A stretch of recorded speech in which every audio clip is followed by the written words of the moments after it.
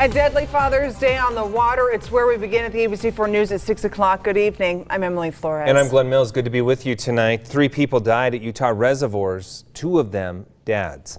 The first drowning happening Sunday morning in Wasatch County. Officials say a couple from Arizona drowned when out on Deer Creek Reservoir when trying to save their daughter. And just a few hours later in Weber County, officials say a father died while trying to save his son at Pineview Reservoir.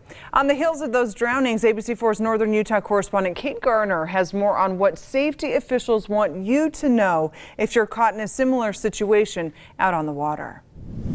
That's right, and one of those drownings happened here at Pineview Reservoir Sunday afternoon.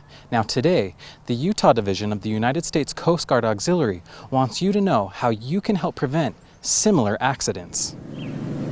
With 2 drownings over the weekend being a result of someone trying to save a family member, Utah safety officials have a warning for the public. Remain safe, because you can't rescue someone if you have to be rescued yourself. Zimmerly says if you're out on the water with friends or family and someone begins to drown, the most important thing you can do is to contact 911 and get emergency services engaged and rolling before you take any action. The Utah Division of Parks and Recreation agrees that your first line of defense is to call for help, but says proper planning should prevent drowning from happening at all. Put it any simpler with this analogy: if you wore a seatbelt in your car to get to the lake, why are you not wearing your life jacket? Hunter says unlike a pool, open water has many factors that can cause even the best swimmer to drown.